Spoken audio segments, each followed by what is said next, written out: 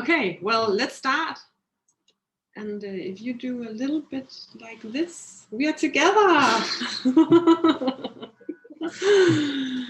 We are together in the same room today, Graeme and I. Graeme is in Copenhagen visiting, and it's so nice, and we haven't seen and touched each other for... That feels weird. Yeah, it's actually a little bit strange. Yeah. Anyway, I have to make you co-host, and then we'll get started, because you're not co-host yet, are you? No. Let me just find you. There you are. More. Make co-host. Make co-host. So now you're on. Okay. Continue. That's the last one in. Admit. Okay, I like how some of you are sitting outside. So you get both a nice warm weather and education in your favorite topic today, thyroid. So anyway, let's start. So welcome everyone to today's webinar with Graeme on thyroid testing for sure. Some of you have probably already read the email that we sent out the day before yesterday about the new VMS that I have spoken about a couple of times, and I kept thinking, oh, it's gonna be, but now it's actually happening because we are launching tomorrow at 8 o'clock.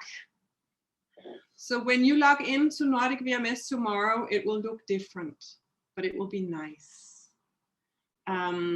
It's so far it's kind of like an updated copy of what we have now. It does have some new features already, and as we are also saying in the video and writing, is that we will add different features to the VMS program over time.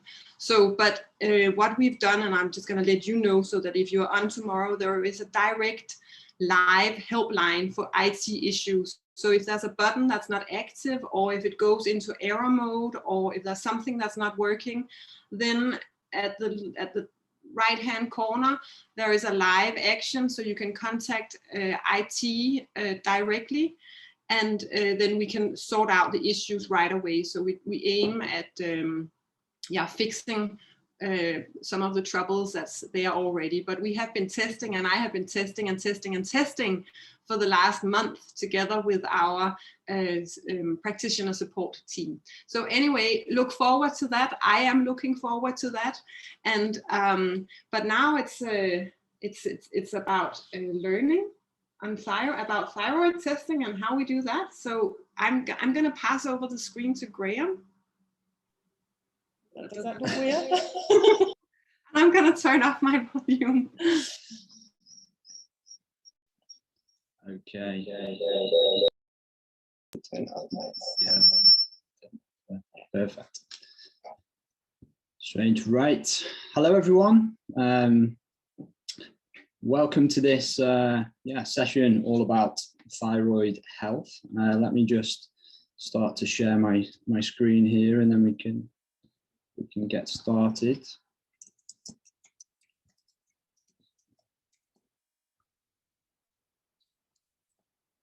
Okay. Can you, Suzanne, I can see you. Can you just nod your head if you can see this? Okay. Thank you. Kaiser as well. Perfect. Okay. So, yes, welcome all. And today, all things thyroid testing related. So, of course, very simple goals of the session. Why is thyroid testing helpful, and under what circumstances? What can be learned from the different thyroid panels, some basic result interpretation, treatment strategy options, and then case study examples, and hopefully we'll have some Q&A time at the end. So of course, when we have patients at Nordic Clinic, we know, being certainly in Scandinavia, that thyroid conditions are very prevalent. There's a high amount of the population that has trouble with varying degrees, mostly of course hypothyroidism. So we're always very acutely aware and looking out at symptomology to identify should we be running some kind of thyroid evaluation. And many patients already come with some kind of blood test to show and demonstrate how their thyroid gland is working. So we obviously ask for any blood test that they've had done, bring those with you to your consultation. And for those that haven't had a test, or, of course, in general, all the time we're looking at symptomology. So what symptoms do the patients have that are coming in through the door? Now, of course, with hypothyroidism, so a slow functioning thyroid, then we're going to look for symptoms like cold hands and feet, high cholesterol, because of course, when metabolism is slowing down, then cholesterol will increase, because of course, things like the liver, the enzymes and the processes that go on there are slowed. So high cholesterol, if you're seeing that on a blood test, always rule out thyroid function. Hair loss, low energy, of course, but low energy is linked to just about every syndrome and disease in the book. So we can't always say that low energy is due to a thyroid issue, but it's common, of course. Weight gain, depression, muscle cramps, and IBS. Of course, again, similar to the high cholesterol issue, when the thyroid is slowing down, then of course the intestines will also slow. We'll get things like reduced transit time, which will of course lead to IBS type symptoms. So also many, just want to mention number 6 here, depression. So it's estimated that up to around 25% of depressed patients is undiagnosed hypothyroidism. So if you do have a patient with depression, always think about ruling out thyroid function. So of course, that's the most common. We see it at Nordic Clinic. It's certainly the most common type of thyroid condition that I have clinical experience with. Hyperthyroid, which is less common, of course, seems to be in some ways more dramatic, but you're looking for symptoms like swelling of the neck. Is there a goiter present?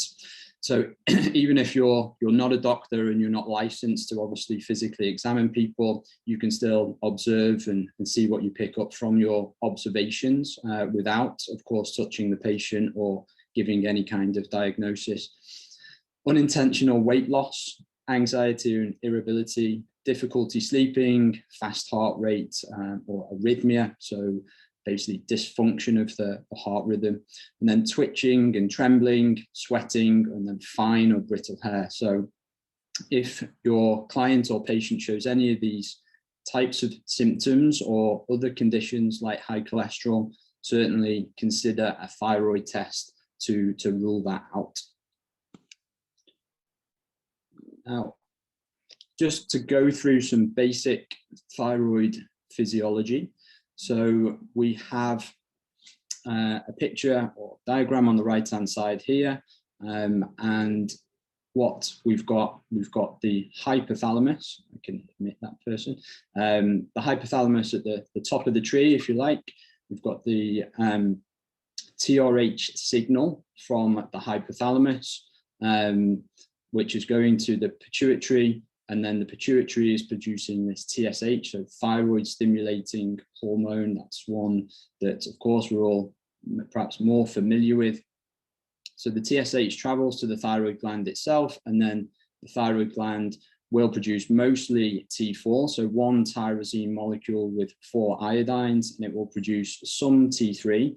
But of course, that then travels out systemically, and then we'll get mostly conversion of T4 to T3 in different tissues, the iodinase enzymes. Then we'll also get some reverse T3 produced, and under different conditions, reverse T3 will be produced in higher amounts, and I'll go through some of those situations. So usually, at the very least, if you're performing a thyroid analysis, you want to get TSH, we want to get T3, T4 at the very minimum. And then, of course, we have things like the autoantibodies, we have reverse T3, We have things like total T4, free T4. These are just all slightly different analysis, which tells you different information. And we're going to go through some of these today. So in regards to Nordic VMS system, we have a number of different tests that can give you a window of insight into thyroid function. We have, for example, right at the top here, the deiodinase enzyme from a genetic perspective. So number one, we have Nordic Thyroid Panel 1, Nordic Thyroid Panel 2. So Nordic Thyroid Panel 1 is this complete iodine thyroid with elements and reverse T3. I would say clinically that's the test that we use most often in Nordic Clinic Stockholm. Nordic Thyroid Panel 2 is exactly the same as number one, but it includes salivary cortisol levels, so bioactive cortisol. We then have a test called Thyroid Plus. We have comprehensive thyroid assessment. And then we have just the complete iodine thyroid with elements. So basically that's like number two here, but it doesn't contain the reverse T3.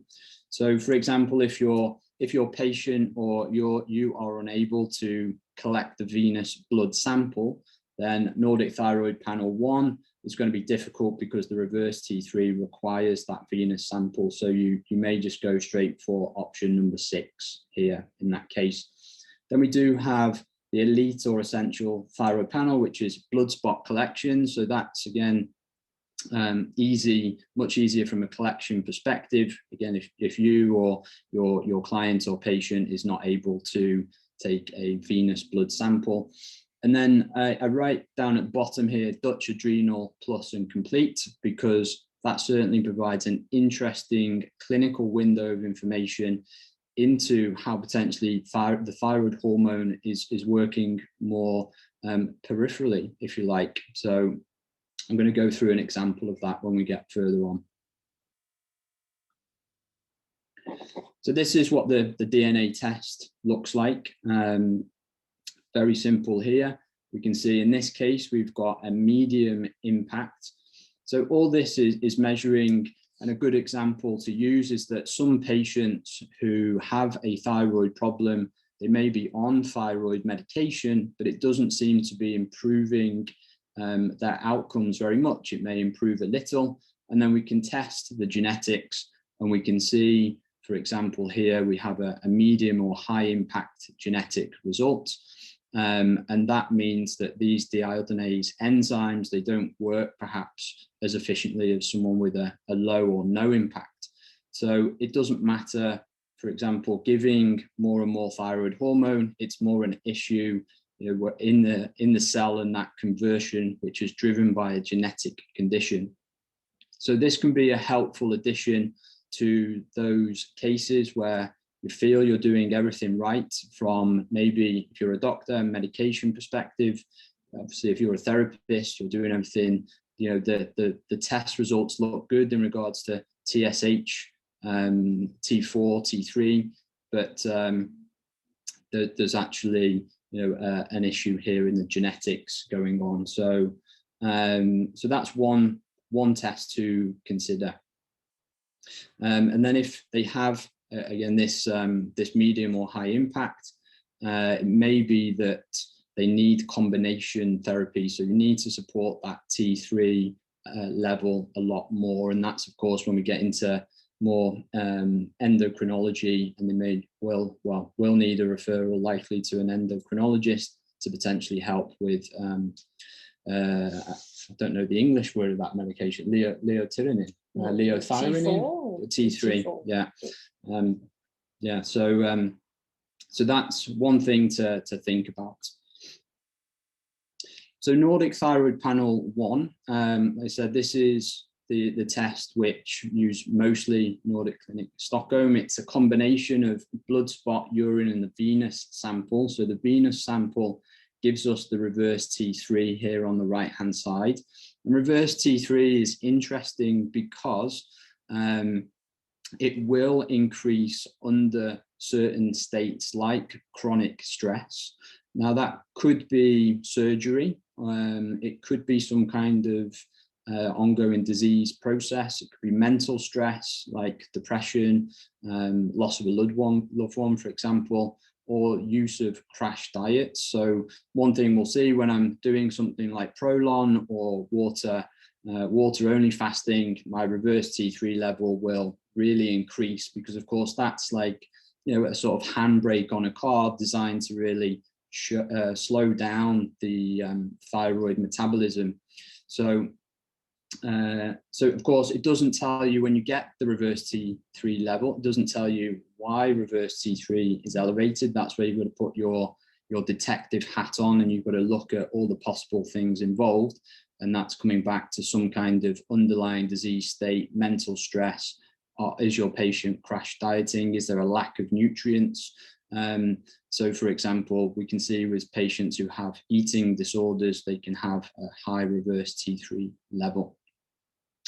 So then on the left-hand side here, we've got the blood spot thyroid results here, and we have the urinary elements at the bottom.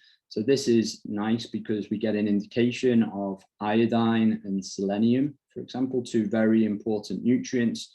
Iodine for actually building thyroid hormone, selenium to actually help those enzymes which do the conversion of T4 to T3. And then we do get some heavy metals here down the bottom. It's really important for this test that you ask your patient or client to follow the guidance very carefully, because if they eat fish or things like rice within some days of doing the test, you will get a high arsenic level, that's for sure. So you may be talking a lot about heavy metals, and actually it was just that the test preparation wasn't done correctly. Now, what we also see at the top here, thyroglobulin, so that will generally increase when we have a low iodine status. So it starts to leak more out of the thyroid gland into general circulation. So very common pattern you might see is iodine will start be getting to the low end of range, and then thyroglobulin will start to increase above 10 and go higher. Then this test is quite nice because, like cortisol levels, where we can measure total and metabolized cortisol, we can measure bioactive, we're getting the same here. So we're getting total T4 production, and then we're also getting free or bioactive available T4. We're getting the free T3, the more active form, the good stuff, so to speak, that actually makes that cellular change. And then of course we have TSH, the signal from the brain, and then the main antibody. So especially in hypothyroidism, then TPO can be elevated, and then a doctor, of course, will give a Hashimoto's disease diagnosis. And that's, of course, a bit harder to work with when you've got autoimmune condition going on, compared to like this case, for example, where we could just do some optimization here of iodine and selenium levels. So then, of course, we've got cadmium, mercury down here. Complex topics in themselves when we talk about heavy metals and how they are excreted and what that means, and tissue dependent and what types of mercury, etc. But it can give you certainly a piece of information to say I should look more into this and need to question why, for example, arsenic or cadmium or mercury are high. What's going on there?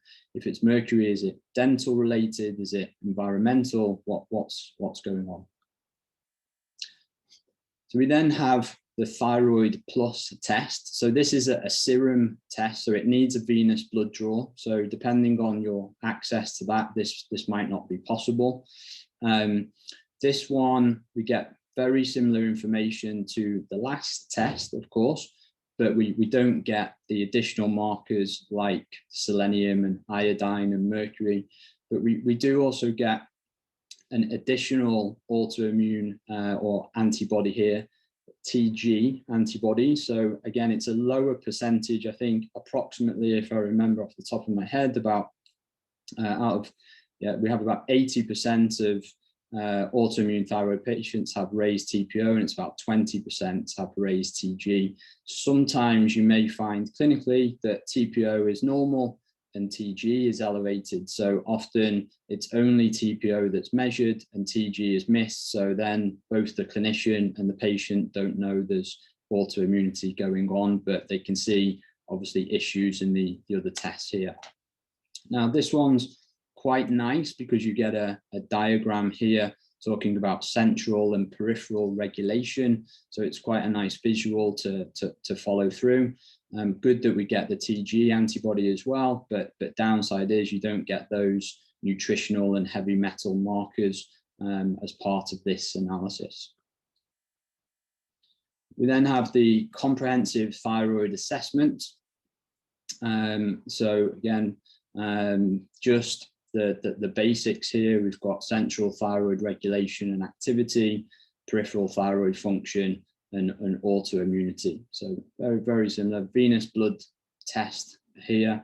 So as we can see in this case, we've got a really nice, well, example of, we have very high TSH, we've got low T4. So of course, this is the brain driving the thyroid gland to say, hey, come on, you need to produce more T4 here. The thyroid gland's not keeping up, but actually conversion to so free T3 is still working okay. So we've got peripherally, it's still all right. This person is probably, or this client or patient maybe still managing quite okay, but feeling some issues. And then of course, usually what will happen in this case is that when the TSH is this high, 8.5, T4 0.5 or free T4 here, there's going to be medication involved. So normally they'll get put on something like the vaccine T4 medication in this case. And we can't see any thyroid autoimmunity. So we're going to question, well, why is this? Most likely this could just be a nutritional issue, that there's not enough iodine, for example, coming in to build that T4. So of course the brain is having to increase its signal here to improve production, but that can't happen because there's not enough iodine substrate.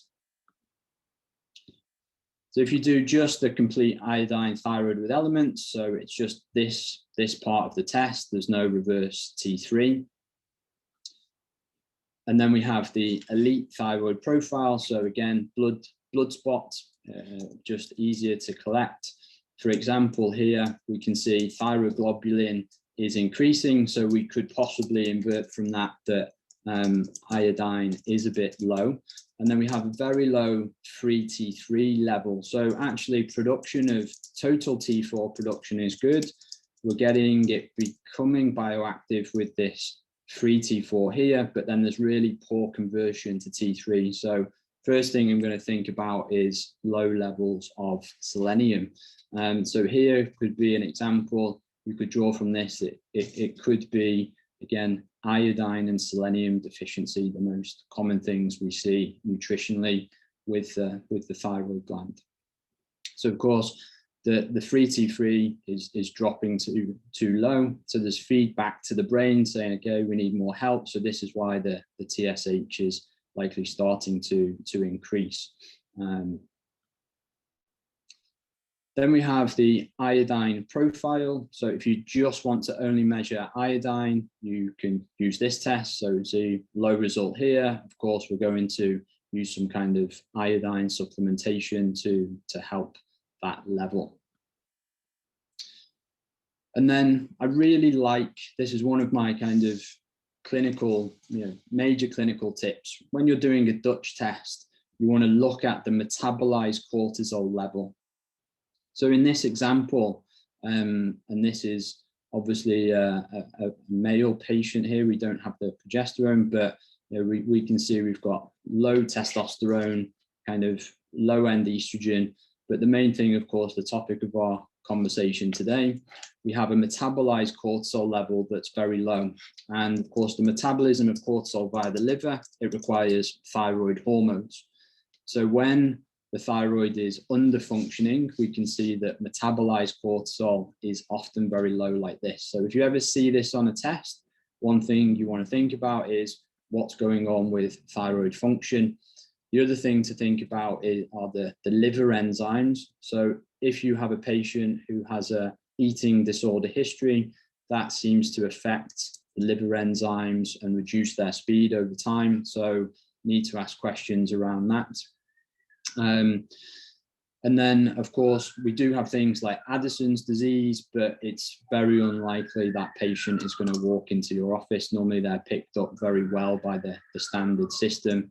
So I would want to see both the salivary cortisol and the metabolized cortisol very low to really be considering Addison's, and then we'd want a blood test to help confirm that.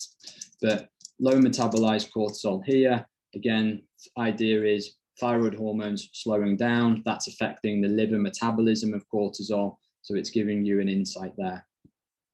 Then usually, I'd say that the main factors that we look at that influence, of course, the thyroid gland, we're going to look at inflammation, infection, autoimmunity, high estrogen states, estrogen dominant states, high stress hormones, and nutritional deficiencies. So when we see things like this low metabolized cortisol here, we're going to start to consider what's actually going on. So this test, again, just gives us a nice hidden insight. So you may have a patient that has normal blood parameters of thyroid function. So yeah, TSH, T4, T3 could all be very normal, but you run a Dutch test here, this is low. And that's, I think, I mean, my kind of clinical theories with this is that here's where we're seeing, because of course, when you're measuring just the blood levels of thyroid hormones, it's just what's going on in the blood. It's not actually telling you what's necessarily going on with, you know, is that thyroid hormone getting into the cells? So if blood thyroid levels are all normal, but this is low, like this example here, then you want to start to work through these 6 points on the left-hand side and start to rule things out as you go. So how to prioritize dealing with hormones in general. Going to start from the bottom of the triangle here. We're going to look at blood sugar, insulin, gut health. We're going to move to thyroid and adrenal, and then we're going to go to sex hormones at the top of the pyramid here.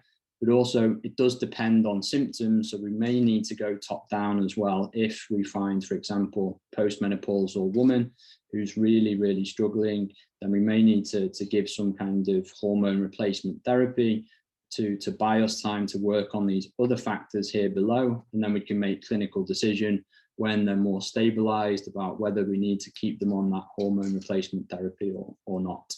So, but generally speaking, start at the bottom here, work upwards. We're going to talk about some case studies now. So case study number 1, this is a 26-year-old female, low energy since 2017, number of GI symptoms, bloating, pain, diarrhea, constipation. She'd had a colonoscopy. We really like that because then we know there's no kind of underlying disease going on that we're just not seeing from our tests. In 2018, quite a significant, well, not very nice relationship breakup. And the same year, a lot of development of reoccurring vaginal yeast infections. Lifestyle-wise, getting 8 hours of sleep per night, wasn't motivated to exercise just because, of course, she had low energy. Was on a milk and gluten-free diet. I mean, it was a reasonable food intake or nutritional content. Of course, always, I mean, could be better, but I wasn't too concerned about that. No alcohol whatsoever. 3 out of 10 for stress in regards to all aspects of life. So overall was very good. So things like family, etc., friends, but then 8 out of 10 for a health. So stress around that side. Cold hands and feet, was sleeping in the day, was getting hair loss. So she turned up, so this is a Swedish test, turned up with these blood test results. So when we look down here, I mean, we can quickly see nothing's in red.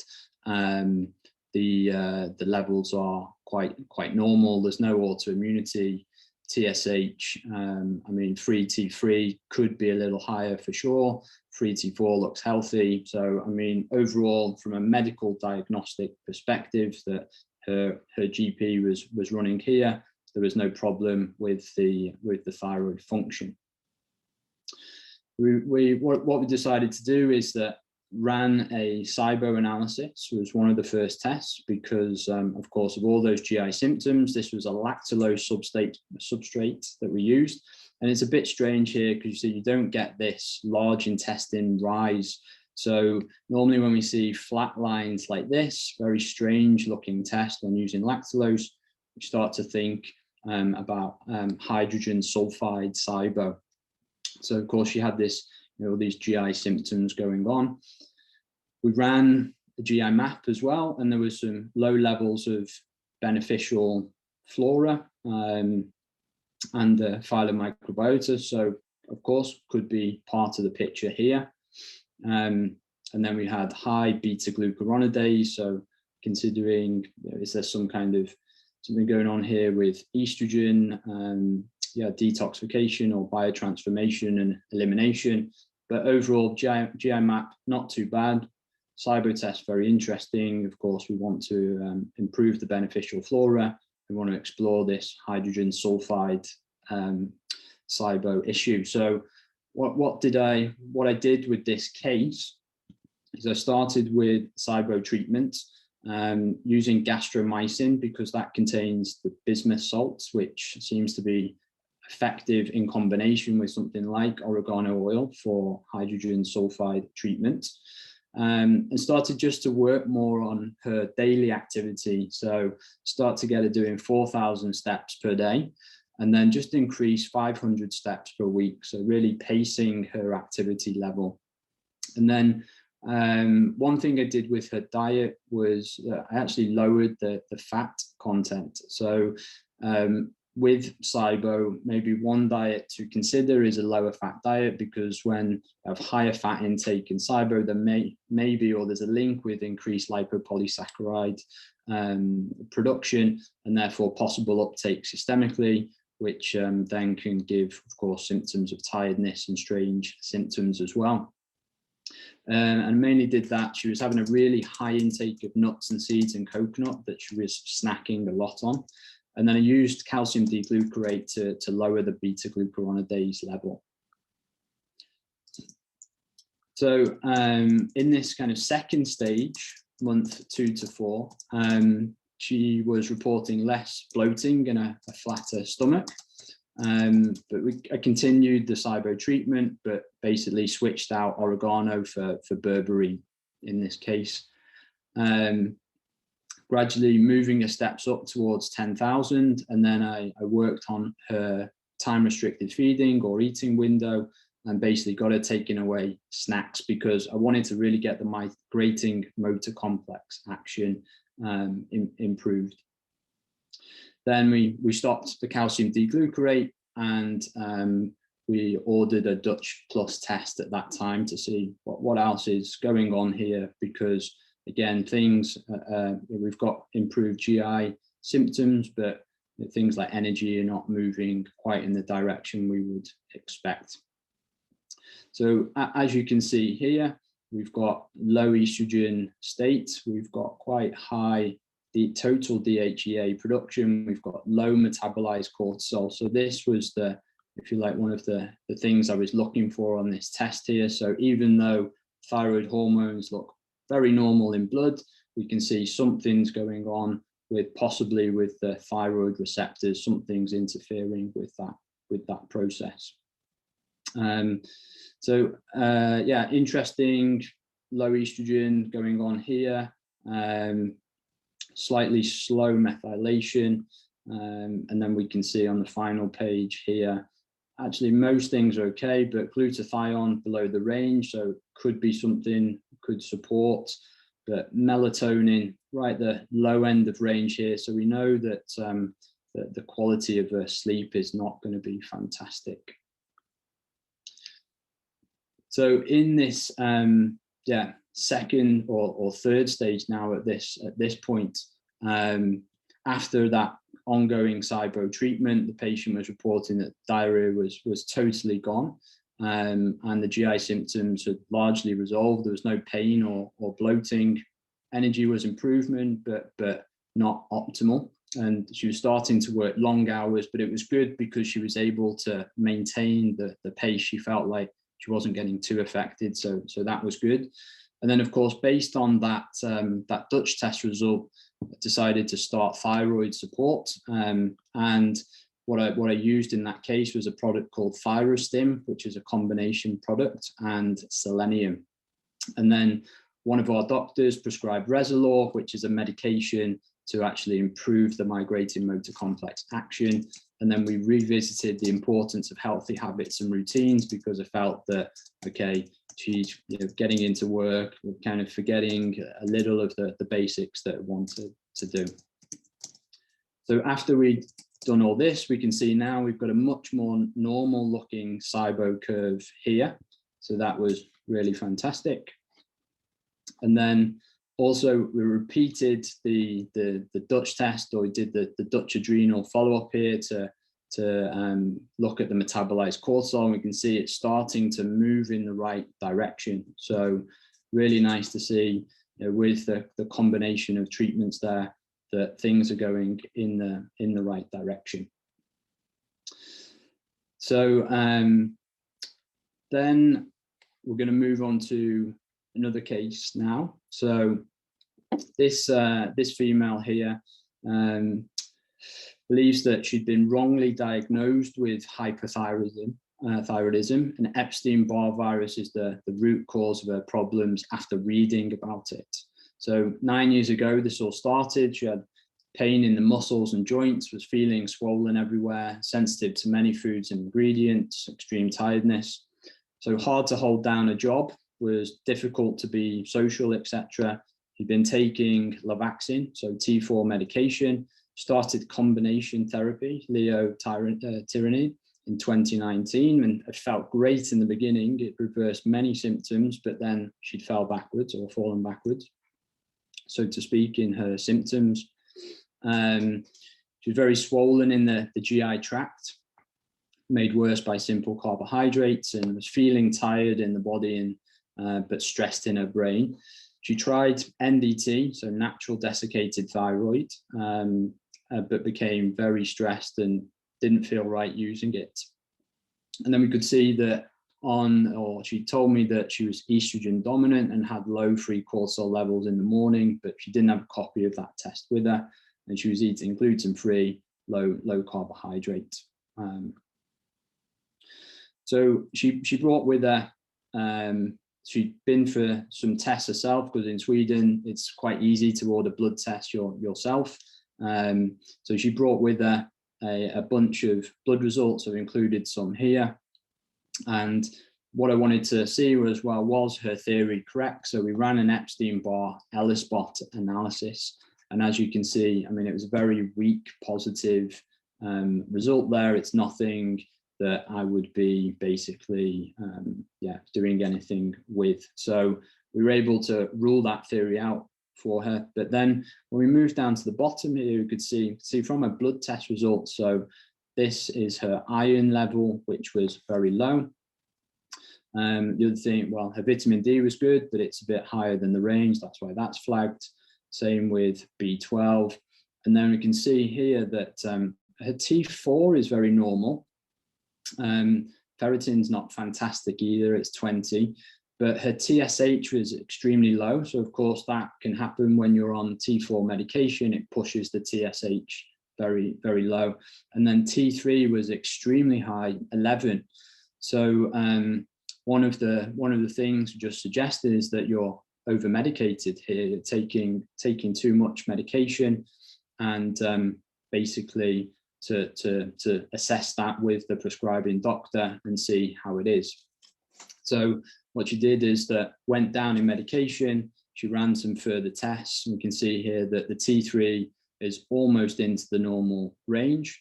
But then I also suggested to her, because she was going back to her doctor, to also measure all the antibodies, and she came back positive for TRAC here. So one antibody positive.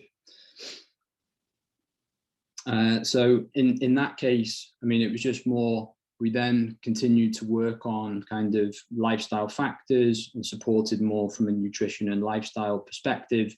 But it was just really using that case to highlight that don't always assume that your client or patient is on the right medication. Then final case study today, another female here, 35-year-old, always feeling slightly sick, can be fine for a few weeks, but then these feelings come back. Had these periods for most of her adult life, never felt 100% and no idea why this is happening.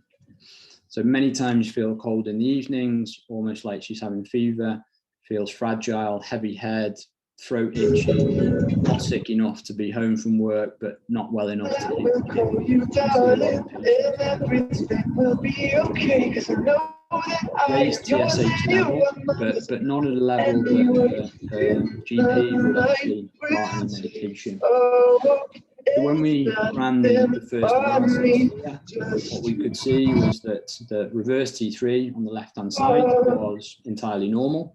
So that's nice. When we look into the results on the right-hand side here, bloods from the thyroid, you can see free T4 on the low side, free T3 looks okay, but TSH is high. So as we were, again, the doctor didn't want to medicate, we talked about using a supplement called Metabolized, which then actually is this porcine thyroid complex, which can help to support these type of situations. Okay, just a second, there's something on the mic. I'm just gonna try and mute everyone, okay. And then I'm gonna mute all. Is that better? Is that okay? Yes. Okay. Lots of yeses. Great. Okay.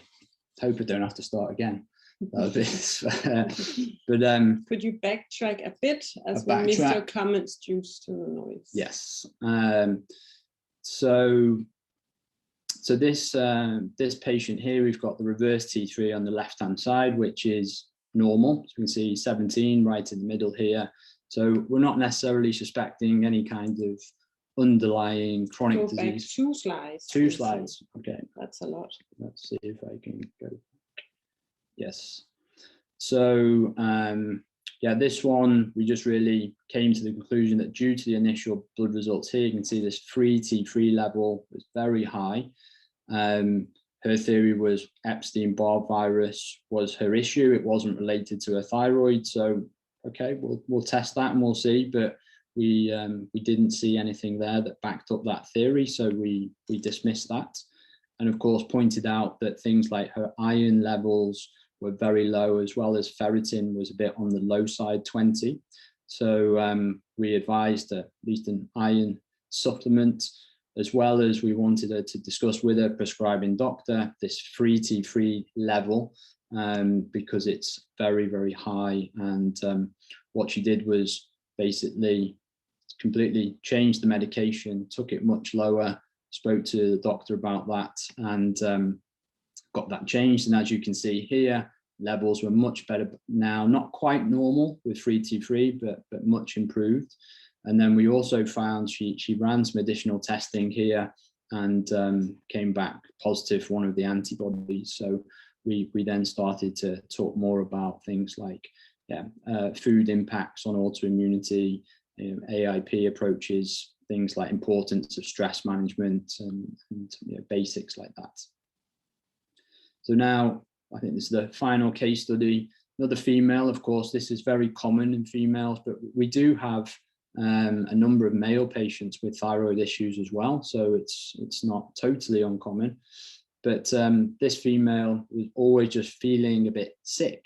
Can be fine for some weeks, but then it would happen again. And she's had these periods for most of her life. Certainly adult life, feeling cold in the evenings, like having fever, feeling fragile, itchy throat, doesn't feel sick enough to stay home from work. This obviously pre major pandemic, but definitely not well to hit the gym. So she thought something was off with her immune system or hormones.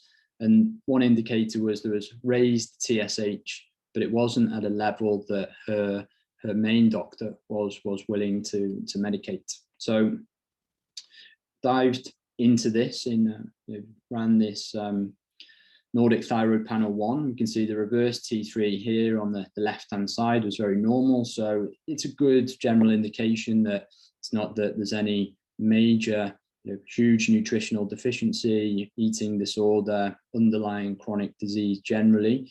But so that's good. And then on the right-hand side here, we could see that thyroglobulin a little bit higher than where we'd optimally like to see it. Total T4 was okay, but free T4 was low. So again, we're thinking, okay, this could be a patient that would respond well to some kind of medication. But again, TSH sitting around this level that is kind of debatable whether to medicate or not. So we started with a supplement called Metabolized, and this is porcine thyroid complex, along with using some liquid iodine, because again, thyroglobulin increases. So I'm just going to use very low level, probably 1 drop per day in this case. Again, with some selenium here, because we can see it on the low end of normal. And then she'd not really prepped correctly for the test. And when I questioned her, she had some rice and fish. So we dismissed this more as a kind of food intake issue with collection. Also ran a Cyborg test. So we can see positive for hydrogen or hydrogen dominance, but certainly methane is a bit higher than where we'd like to see it, want to see it ideally below 3 parts per million throughout the small intestine. So we started to use some oregano and alimed, and then we can see here on the right-hand side, we've got extremely low bioactive cortisol, 49, should be a minimum of 80. So actually gave Adrenovive as well, which is bovine adrenal cortex. So in this case, also we had a GI map. I didn't include the whole report here, but also you can see high steatocrit levels. So we know that she's not breaking those fats down. Something's going on with the liver or gallbladder. It's not working necessarily efficiently. So we started to temporarily use some lipogold here to help to lower that. And then of course we have the high secretory IgA. Just going to track that as we're moving forward to see what happens with it, as of course we're changing these different elements. So we did a follow-up about 12 weeks later, and we can see here that the cortisone was quite high, and the cortisol had barely moved here, was very low.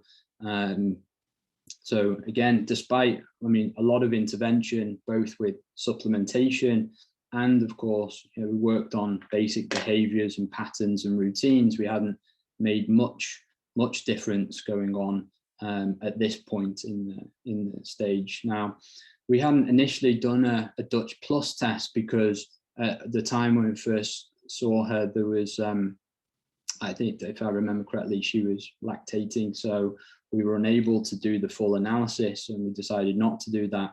But once she'd finished that breastfeeding and we were able to gather more data, then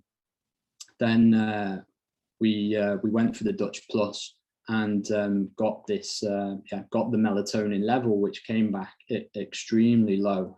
5. So even though she thought she was sleeping relatively okay, and we can see again we've got a very low saliva cortisol value here. There was still we weren't getting any progress. So what we did was we used melatonin at that stage, and she used it a bit on and off, but she wasn't very strict with it. So around month 8 or 9, said, look, you really need to use this every day. So it was really compliance was a little bit of an issue, but overall had been compliant in most stages of the plan. So when we actually got the melatonin, we can see here it's very high. Of course, she was using melatonin. We'd expect it to be right up here. Then we started to get much better progression with the free cortisol level. So at this kind of stage, we're able to start removing the Adrenovive, we removed the Metavive around month 4, actually quite earlier on in the process, and it seemed to be the Adrenovive in this case that was most helpful. Now her TSH is still a little bit on the high side of normal, so of course there's still more questions to be answered there, but yeah, this was just a really nice one to show, you know, despite working a lot on the GI tract, multiple areas, we came down to a basic of sleep, and this needed the melatonin to help facilitate that process. So after those 12 months, there was no sickness feelings, didn't have this cold feeling in the evenings, no fatigue without a known cause. So of course, if lifestyle was good, sleep was good, you know, food was good, stress was good, then you know, she was absolutely fine, and no itchy throat or heavy body. So even though, again, TSH not as low as we'd like to see it, we're still doing very, very well. Okay, so that was the yeah, whirlwind for this month. Well done, well done. Thanks. I'm going to use your microphone, and then Okay. I'm just going to look a little bit together with you. That's nice. I'm going to squeeze over. So clearly what Graeme is demonstrating here is how the thyroid can be a problem, but how other problems can also impact the thyroid. And questions came up, especially something about like melatonin, if it's low, and that's of course not a thyroid thing, but that's more like a Dutch thing. But if it's low, would you just give melatonin? I mean, of course, we want to address the underlying factors, and I mean, primarily, but we do see a lot of the time when we're giving melatonin that improvements are much faster, and patients feel so much better for that, because then they're getting that higher melatonin level, of course, during sleep.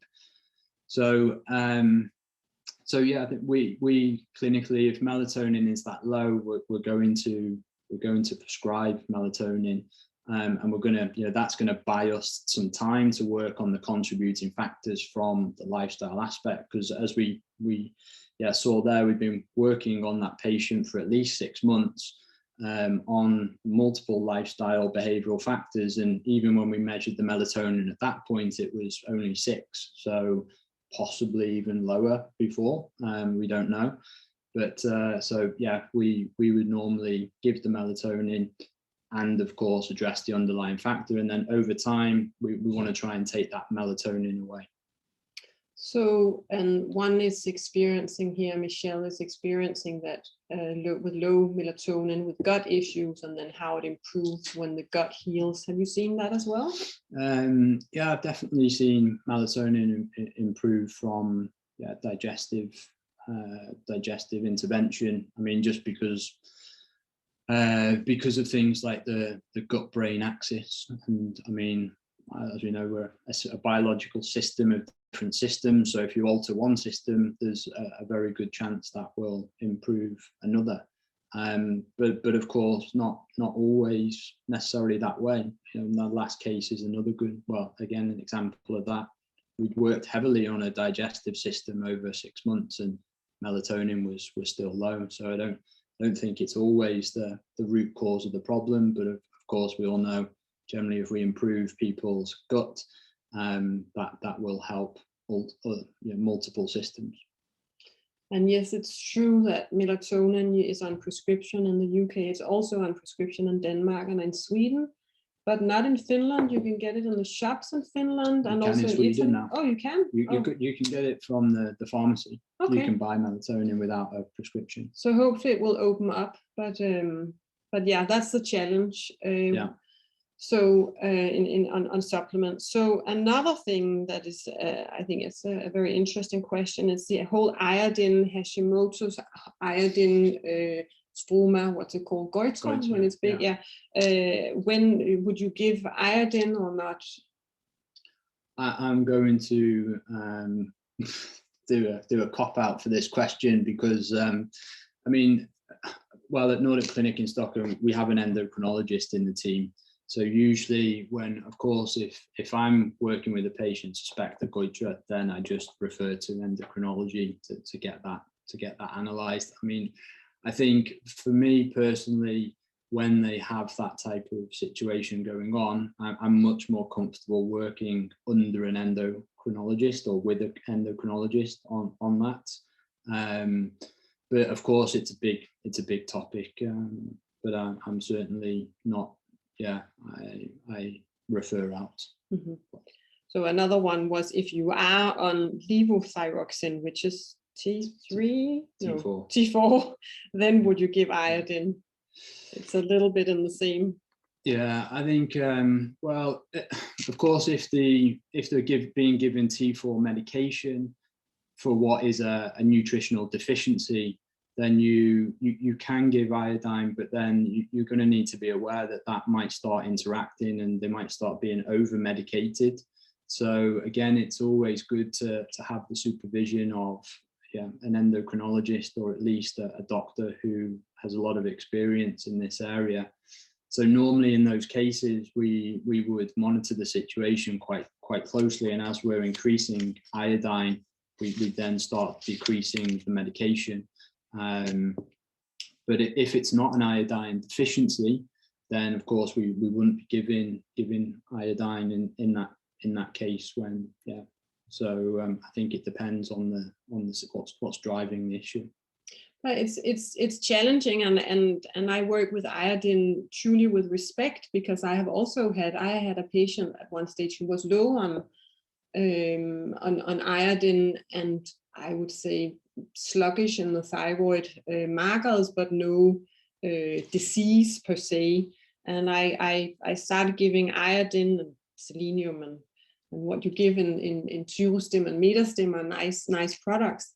And she started developing a bit of goiter and started like pressing, and we were like, well, was it the iodine or was it not? And so she stopped it and it came down a little bit again, but she could actually feel in her body that she needed it.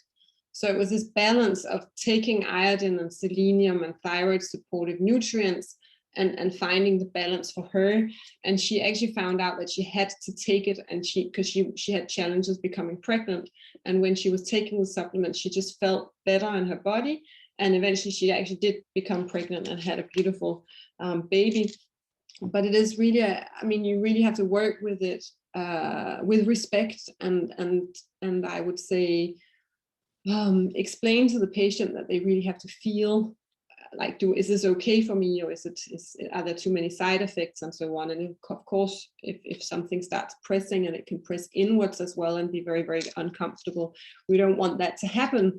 But if there is an iodine deficiency at the same time, we don't want that to be going on either. So I for sure see it as a challenge, and so do you, because you refer as well. Yeah, I think it's, even though it's very common, dysfunction, it's still, there's a lot to learn, and a lot of ways in which things can go wrong.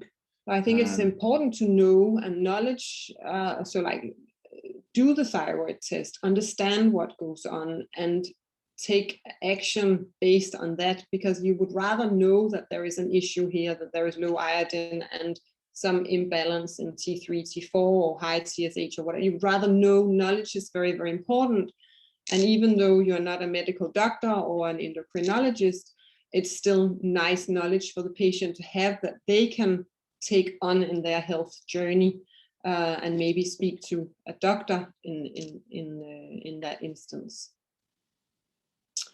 So, is a multivitamin with iodine usually still okay or not?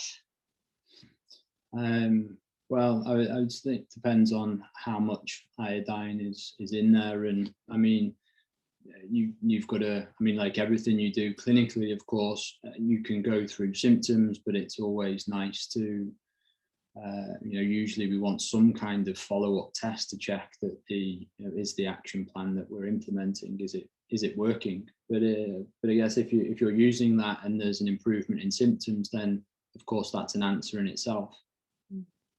So it comes up again a little bit with iodine and autoimmunity, and is it okay to do it and not? And I know some doctors are absolutely no-go, and others are more, let's do it slowly and quietly, and not 50 milligrams or 25 milligrams, but like really small, low levels. So we can't really say when to use iodine and when not. You have to evaluate the clinical case and do the nutritional status and understand if they're low in iodine or not low, and understand the hormones. And then it's a question of evaluating if iodine is the right thing for this patient. So I can't, it's not that black and white. So I prefer not to answer black and white. I think, yeah, with that kind of case, I mean, I tend to work very conservatively and do everything you can around, you know, improving the situation, and then see where you are clinically. And yeah, and of course it's easier for me because I have a team around, you know, with doctors and an endocrinologist to have these kind of discussions and see. And then again, you know, take a retesting of the data. So looking at the antibodies, looking at a multitude of markers, and of course, it's easier maybe for me to do that in some ways, where I understand people on this call won't be able to always do that. But I think that those are probably the cases where you know it's beneficial to have a good set of practitioners around you that can help and give input, and you can monitor markers a bit more closely, and then judge how these interventions go, and whatever you do, go very slowly. And then the last thing that I have learned throughout the years, if there is any signs of disease, always refer. Rather refer once too many than not at all. So so if you're not a medical doctor and you're a nutritionist or in that field, then I would say it's important to refer. Also, when you do stool tests and there's blood or whatever, refer to a doctor. Okay. Let me just check if there anything else came up. No, that's it. That's the last one. That's the people who's entering now for the webinar who thinks it starts now. Unfortunately, it stops now, but we will send out the recording. So yeah, and as usual, thank you, Graeme. It's been wonderful. And we have another one going on with CSAP on the 15th of July. It is, so I think it's not, I think so, 17th of July or something. Anyway, in July, we will send out information, and keep in touch, and please be gentle tomorrow morning when you enter the new VMS. It's a newborn baby, so cuddle it and be nice, and let us know if there's anything that's not working, so we can help the system get better. Thank you, everybody. Thanks, Bye. everyone. Bye. Bye.